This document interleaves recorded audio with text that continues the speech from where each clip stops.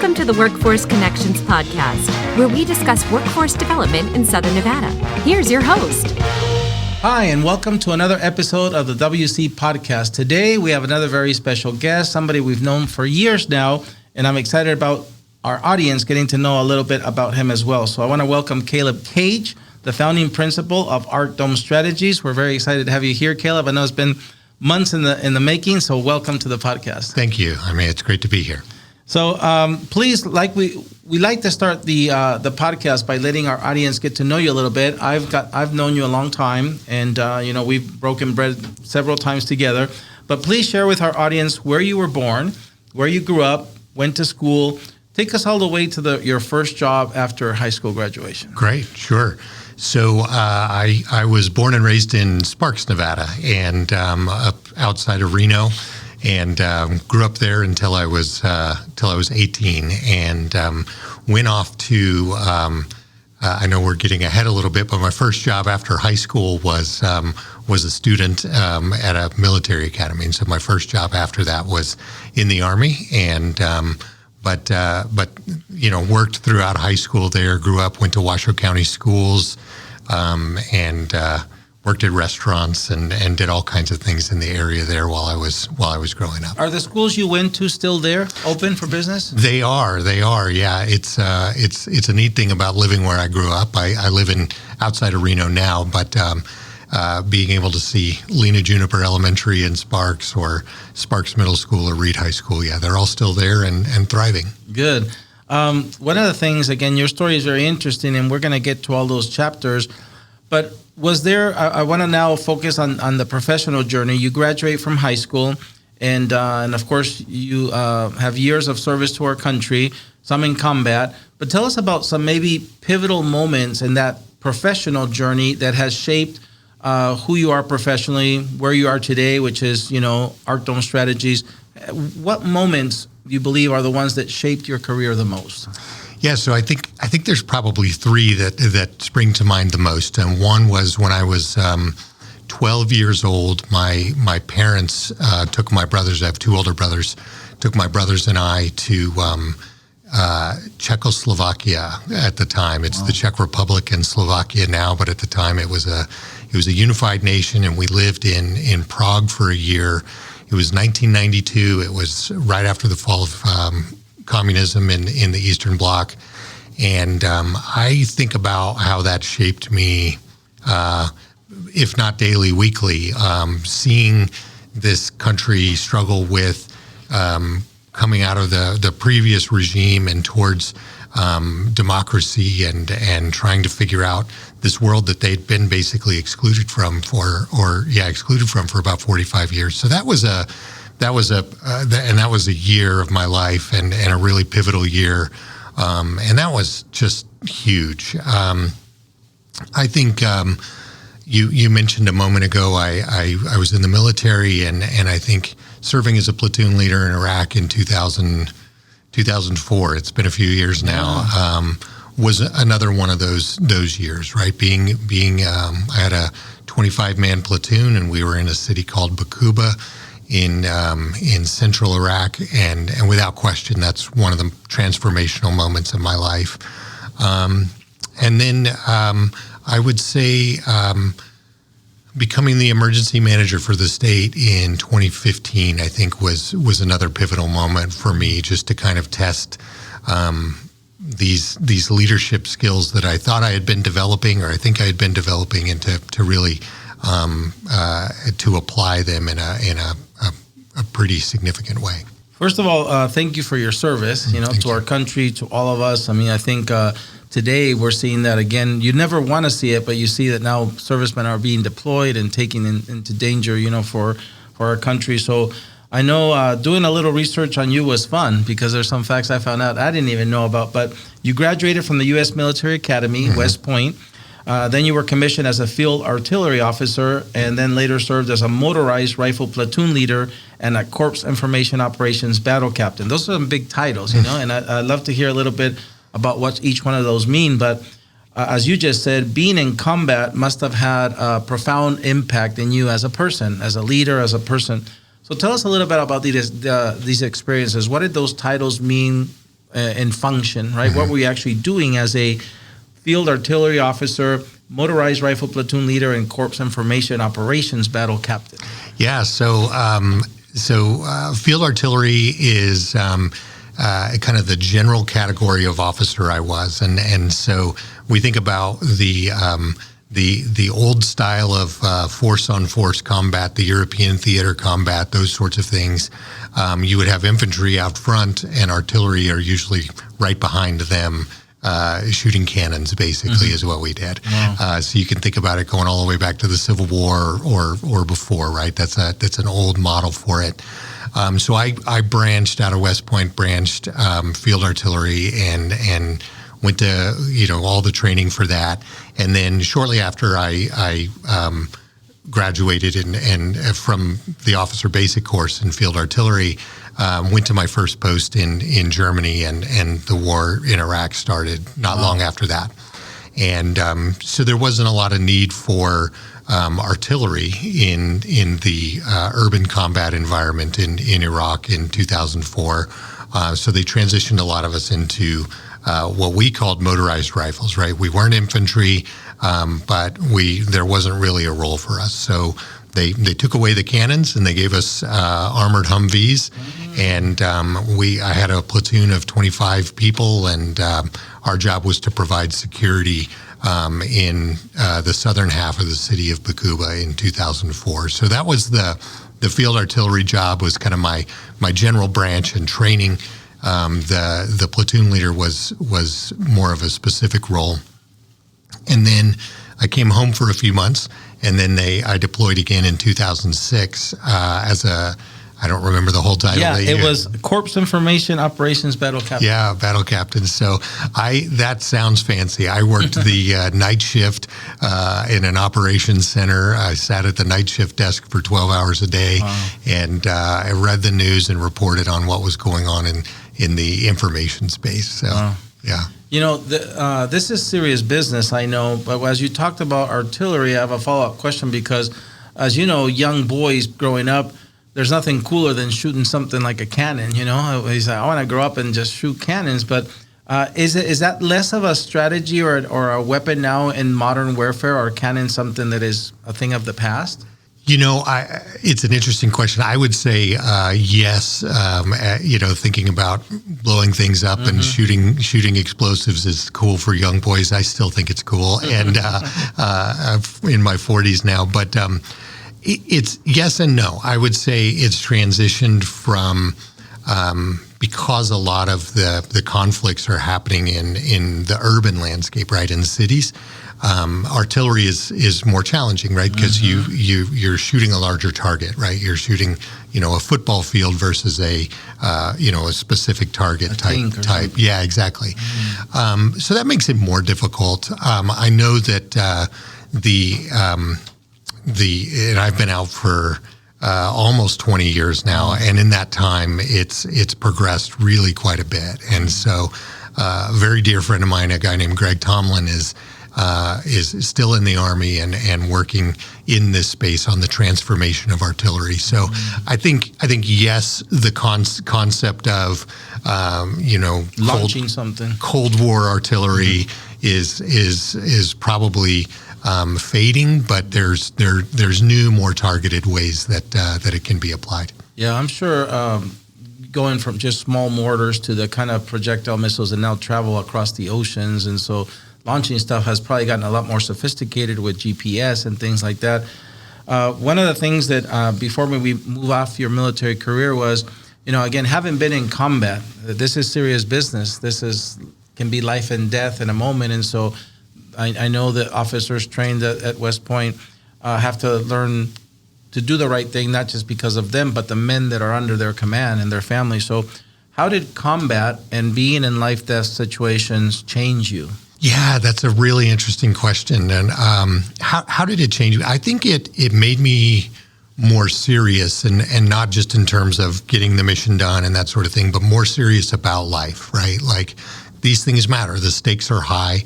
I had, my platoon, many of whom I still keep in touch with today, people I love dearly.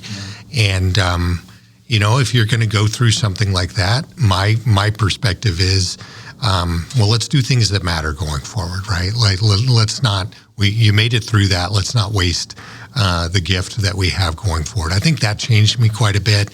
I think it changed,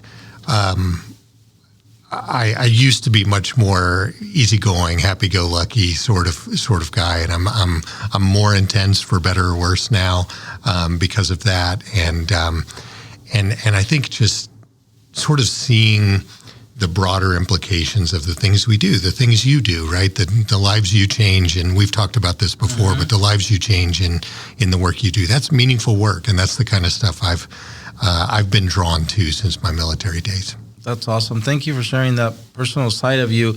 Another thing that's very impressive about you, Caleb, is you've worked for 3 governors, right, from both parties. And today and age, that's really hard with the politics the way they are in our country. But that says a lot about you. What was it like to work for those 3 governors? If you can take us through maybe the experience of each one of them, what role you did for each one of them, and how much you enjoyed each time. Yeah. So I was first appointed. I got out of the Army. I worked for the lieutenant governor at the time, Brian Krolicki, for about 3 years, and then Governor Jim Gibbons back in 2010, I think, 9 or 10, needed a director of veteran services, and so it was a cabinet level agency, and it's a long story about it. My current friend, I didn't know her well at the time, but Stacy Woodbury was the deputy chief of staff, and hired me for that position for Governor Gibbons. And it was one of those things where it was at the end of his term, and so I really just had about 6 months with the governor at the time to really get to know the job and that sort of thing. And it's a small agency, there's a nursing home and a couple of cemeteries and a veteran service officer program. I think there were about 240 employees at the time. But it was an incredible experience to be able to do that. I think I was 30 years old or something ridiculous, and to be able to do that. And when Governor Sandoval came in a few months later, he reappointed me on Veterans Day, and so I got to finish out the appointment there, which was really incredible. And I'm grateful to the Governor Sandoval for letting me continue on in that space. And that was one of my first real administrative leadership experiences, right? It's not military leadership. It was more administrative. And I just learned so much and got to participate in something that I really cared about and really grow, I think, as a person. So I went from there into the governor's office, Governor Sandoval's office, and doing policy work for him, and then the opportunity to come forward to to serve as his Homeland Security Advisor and Emergency Manager. I did that for 4 years, and that was a really, really challenging job. It was really, really, really fulfilling. I think we made a lot of changes to the agency.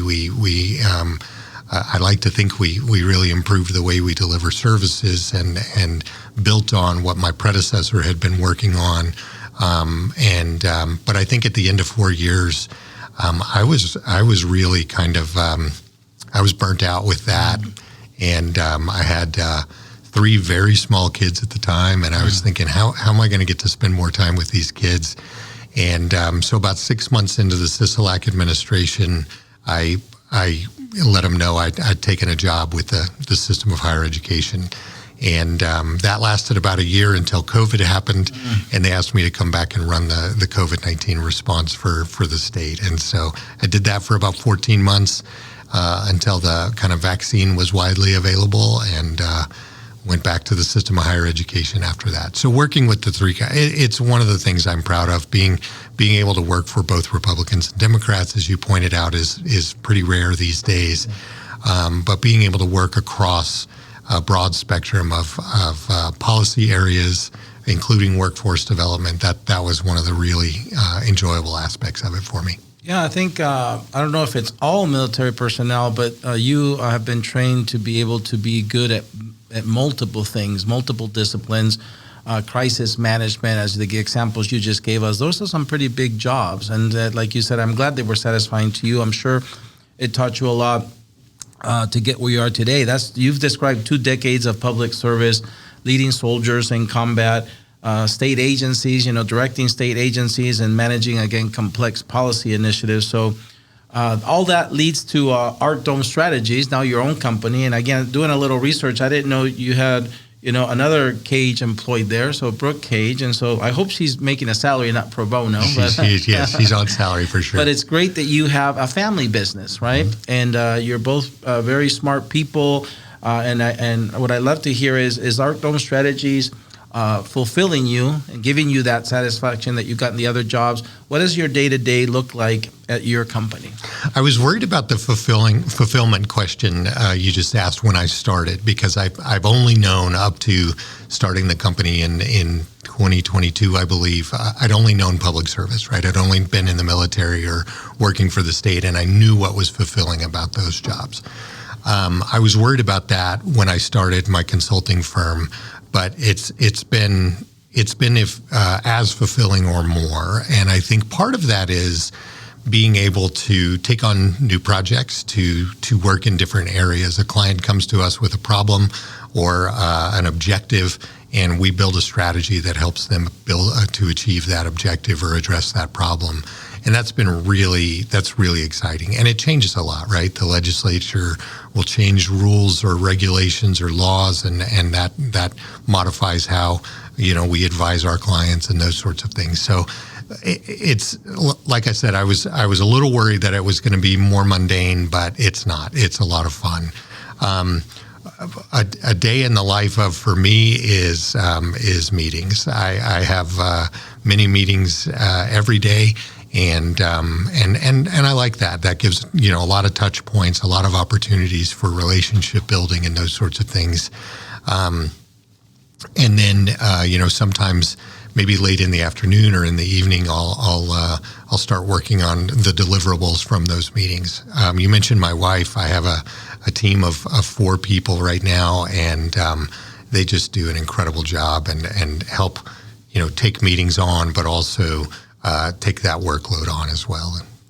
Why the name Arc Dome? So when I was growing up in Sparks, my dad and our best friends, the Blomquist family, we would go into the Arc Dome Wilderness in the center of the state every year. And we would camp there and hike there and fish there. And it became this place where it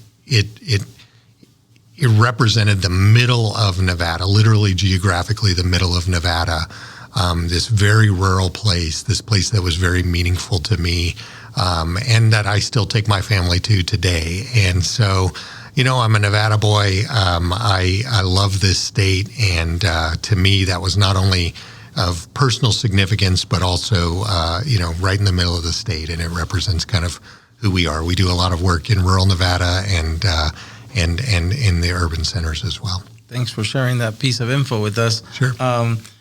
The next topic is something I know you're deeply entrenched in. We hear, sometimes I'm watching 60 Minutes specials on lithium and rare earth minerals around the world, the mining industry. Just in the news I saw the other day, there are studies about reopening what used to be the biggest mine here a little north of us here in Nevada.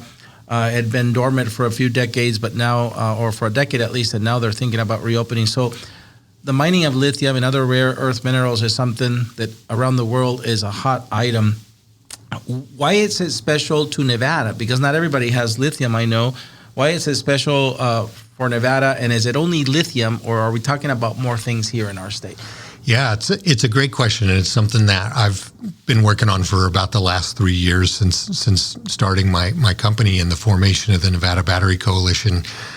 So why Nevada and just lithium or beyond? And I think the first answer to the question why Nevada is what you said already, right? If the minerals are in the ground here, and then that gives us an opportunity, right? But I think second to that is we have,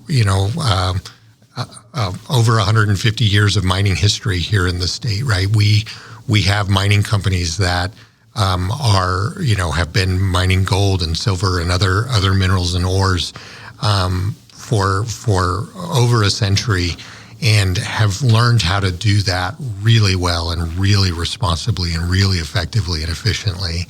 And so I think those two things come together and put Nevada in a very interesting space.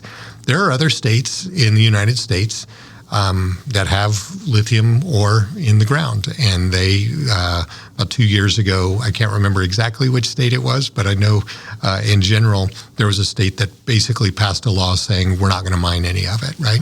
That was their decision. Nevada's a mining state. This is something we're comfortable with, and so having it in the ground is really critical. Another reason is back in, we all remember the housing crisis in 2008, and Governor Sandoval's restructuring of economic development under the Governor's Office of Economic Development. Workforce development restructuring came shortly thereafter at the state level. And that really spurred growth of the battery industry in the state, right? 2014, you have Tesla and Panasonic come into northern Nevada and Story County, and an entire ecosystem built around that. The lithium battery for commercial use is not much older than this industry in Nevada. So it's a new industry. Is a new opportunity to diversify our economy, diversify our workforce, and that really has grown since 2014 with more companies coming in from other states and other countries to locate to Nevada. Companies like Dragonfly Energy in northern Nevada that are building here, and so on. So we have become really the centerpiece nationally because of all of this industry growth. And that starts with having the minerals in the ground, but it ends all the way down the supply chain with manufacturing and recycling. Definitely Nevada is home to other critical minerals and rare earth minerals. And I know the governor and others are very interested in pursuing those as well. So, Caleb, the next question, of course, leads on from recycling. How a lot of times we hear this word. We've had gatherings around the lithium loop in northern Nevada and southern Nevada. I got to speak in one of them on a panel with Dieter Director Chris Sewell and my peer Milt Stewart from Nevada Works. And so, because workforce development, as you said, follows, or if it's a part of economic development, we can't grow our economy without the talent that these employers need, whether they're extracting materials from the ground, making the batteries, or again, as you said, longer down the line, recycling the materials. So tell us a little bit about the concept of lithium, the lithium loop, and why that's another opportunity for Nevada and an important one. Yeah, so the lithium loop, the lithium supply chain, all kinds of different names for it. I don't know if he coined it or not, but Governor Lombardo mentioned closing the lithium loop in his first State of the State address, and we've grabbed onto it since then as well. The lithium loop is, as I see it and as the industry sees it, is a closed supply chain of battery manufacturers in the state of Nevada, right? And so you have the mining operations in northern Nevada, in central Nevada, in places like Esmeralda County, which you serve, and others, where they're actually pulling the ore out of the ground. And then from there, you have other downstream stages within the loop, right? You have processing, and you have manufacturing, and you have cell manufacturing, and then you have the pack manufacturing where they'll have many cells in a pack, and then you have final production of whether it's an EV, an electric vehicle, or it's a home storage device or something like that. And then after that, you have recycling, and the beautiful thing about the recycling is the more you recycle, the less you have to mine on the front end, right? And so it actually closes the loop in that sense. It's also a loop in the sense that you have companies in Nevada that are mining and then giving their offtake or selling their offtake to other Nevada companies for manufacturing purposes, and that's important because there's the demand for lithium for batteries, for instance, is so high. And so having these companies here and being able to provide those offtake agreements to companies here, and then that leads into other manufacturing and recycling down the road. So having that loop here is really significant. It's all regulated under the same regulatory structure, right? And so it's Nevada's Division of Environmental Protection, and not multiple states, different rules and regulations, and the batteries tend to be heavy, so it cuts down on transportation as well. So there's so many benefits to it. I think overall the benefit is to the state of Nevada, where we again are diversifying the economy, growing the workforce in these specific areas. Do you think that all the components, obviously you already have extraction from the ground, we have putting the mineral into the small cells, using those packs to build the batteries that go on the devices. How soon could we close the loop and not just doing the recycling part, but also the part that currently, I correct me if I'm wrong, we have to ship the lithium somewhere to process it. Mm-hmm. So do you think that's months, years away for us to being able to make that happen in Nevada? So the processing is something we hear about from our industry members and partners as well, and it's a challenge, right? And I will say that the two mining operations that are coming online in Nevada next, one is the Thacker Pass project of Lithium Americas, and Ioneers project in Esmeralda County. Have processing built into them, and so they're actually processing on the site, and so that's coming. Yeah. Closing, and that'll be a big part of it. And I know we have regular discussions with the Governor's Office of Economic Development about how do we build this out more, how do we do this more. So I think it's sooner rather than later. And Tom Burns is a great friend of Workforce Connections. We love Tom. He was instrumental when the Vegas Chamber became the first chamber in the nation to host an American Job Center, now a national model recognized. So we love Tom. We also have another common friend and another native Northern Nevadan, like Governor Brian Sandoval, yourself, and that's Dale Urquiaga, another long-term friend of ours. He's enjoying life now. He's gotten off this everyday work race.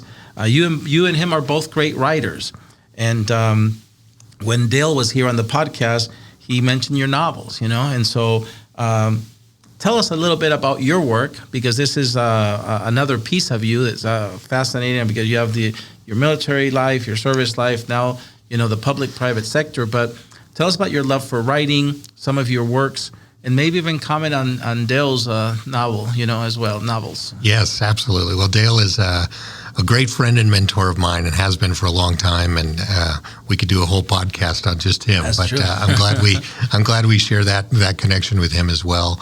I've wanted to write my whole life, and it's been something. I was a history major in college, and you can't always do a lot with a history degree. But I figured I could write and learn how to write better. And I decided when I deployed to Iraq in 2004 as a platoon leader, I mentioned him earlier, actually. Greg Tomlin was a fellow platoon leader with me. Just an awesome, wonderful guy and mentor as well. Great friend. And we decided that we were gonna write a memoir together. And so we both kept notes. I kept journals. He would send regular updates to his parents. And when we got back from Iraq in 2005, I believe, we sat down and wrote this memoir out together. And it got picked up. I think we were both surprised, 27, 28-year-old kind of kids early in our career, but Texas A&M University Press published that book. And I'm really proud of that. And it was a way to process a lot of the experiences we had. I think we didn't know it at the time, but I think we both would agree with that later. And in the meantime, I really wanted to try my hand at fiction. And the only real life experience I'd had at that point was my experience in Iraq. And so I wrote a collection of short stories that all had a connection to Iraq and to Nevada. That was kind of the overarching connection to it. And that was I can't even remember when it was published, but it was published later by the University of Nevada Press. And then since have written another book called War Narratives that was published by Texas A&M. It's just been always something I've wanted to do. I've been in a graduate school program for the last 6 years now, and so I haven't written a lot except academic writing since then. But it's something I'll always want to do and always want to get better at and grow as. Dale has, and I believe it's just 2, and I'm sorry, I'm not 100%. The first one, those women in his history, right? That's family. Right. He's got such a fascinating history. We've talked a lot about his background growing up Basque in northern Nevada and the families and how they came together from Basque country to northern Nevada and fictionalizing and telling the story of the kind of matriarchs in his family. And then his second book that both of them are actually sitting on my desk in my office right now. He switched to the patriarchs, right? Yeah, that's right. He switched to the patriarchs and the sort of military background. And it's really neat to see those personal stories.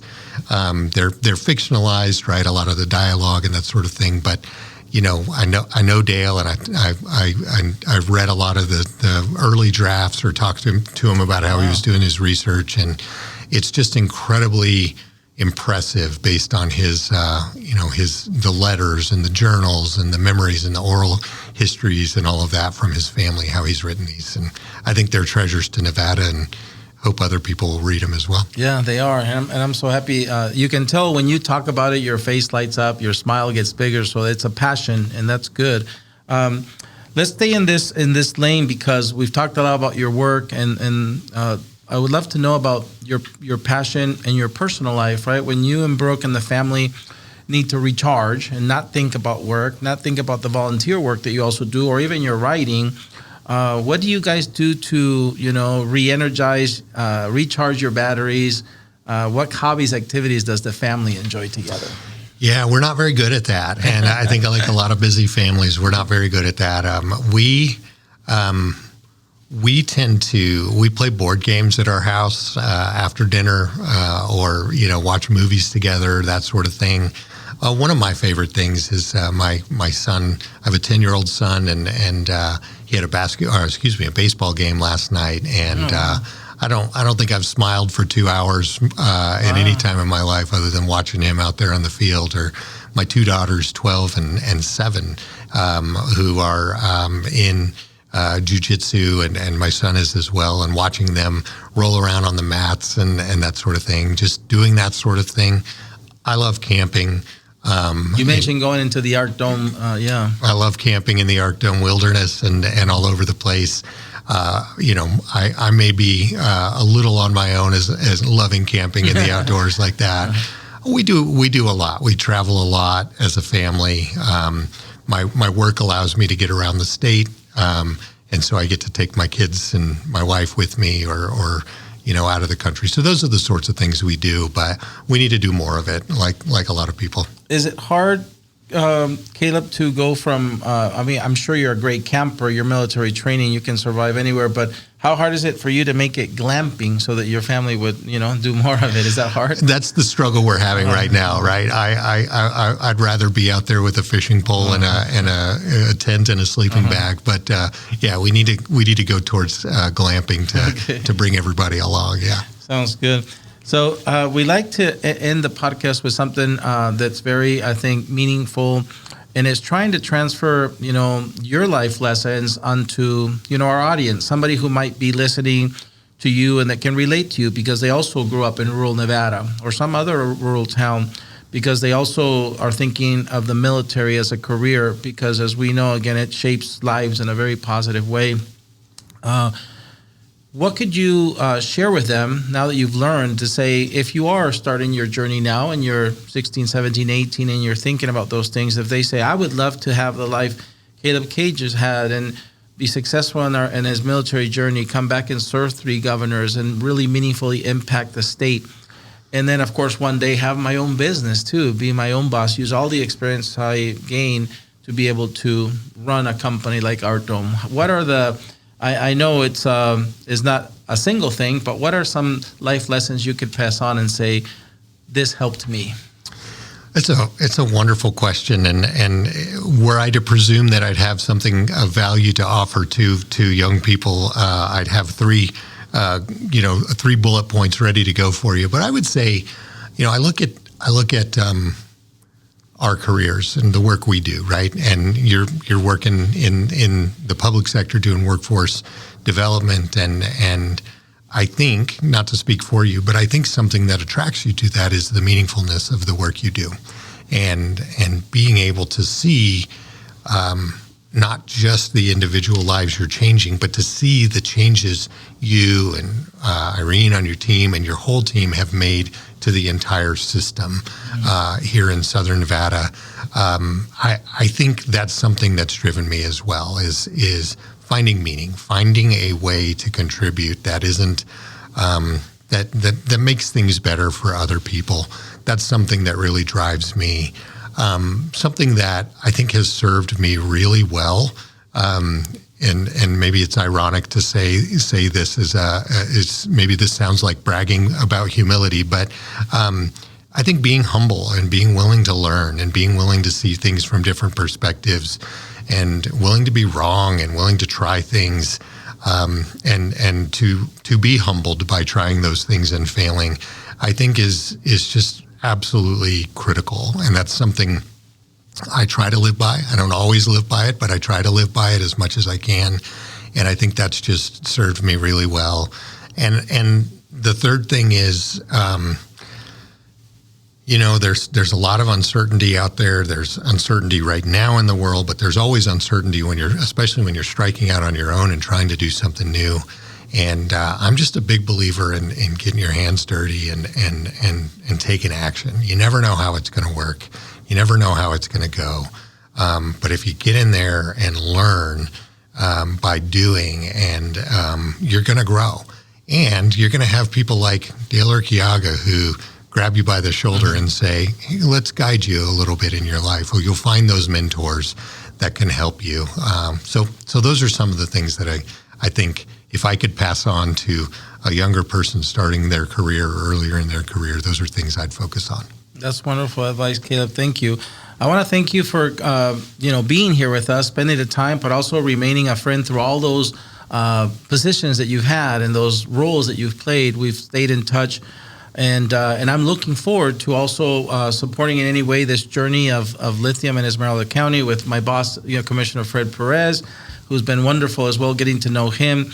That's a long trek, 3 hours from Esmeralda, whether it's a Silver Peak or even Goldfield. Right. And so for him to make that trek here, to be a part of our organization, our meetings and gatherings, it means a lot. And so we also want to support him, and we'll count on you to kind of identify those ways that we can support this lithium loop, the processing coming to Esmeralda County and all that. So you've given me an idea. I think maybe we need to time with Dale and have kind of like a author's chat, you and him, and kind of dive into those books. Does that sound like something you'd be interested in? It'd be an extraordinary honor, yes. Okay, I'm gonna reach out to our friend Dale and make that happen, have you both together. That would be wonderful. Thank you, Caleb, for being on the podcast today. Thank you, Amy.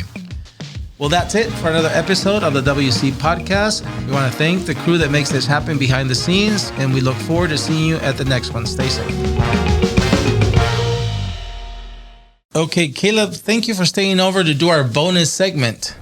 We're going to have 3 sections. The first one's called Your Favorites, and we're going to start with an easy one. What's your favorite food? Favorite food has got to be pizza. Favorite beverage with dinner? Coke Zero. Favorite dessert after dinner? Banana pudding. Favorite way to start your day? Coffee. Favorite way to unwind after a long day? Movies. Favorite hobby or weekend activity? Hiking. Favorite vacation spot? Europe. Your favorite holiday? Christmas. Favorite car you've ever owned? My Toyota RAV4. Your favorite college sports team? Tennessee Volunteers. Your favorite professional sports team? Las Vegas Raiders. Very nice. You've made it through your favorites. All right. The second section is called Tough Choices. It gets a little harder, but we'll start with an easy one. Vacation or staycation? Vacation. Fly there or drive there? Fly there. When you're there, hotel or Airbnb? Airbnb. One day when you retire, I hope that's not too soon, retire on a ranch or in the city? Ranch. If you had a day all by yourself, would you spend it by the ocean or in the mountains? Mountains. Here's where it starts to get harder, Caleb. Have more time or have more money? Time. If you could be a superhero, would you rather have the ability to fly or breathe underwater? Fly. The ability to speak with animals or speak any foreign language? Languages. The hardest part. You ready? Choose between truth or kindness. Kindness. Actions or words. Actions. Justice or grace.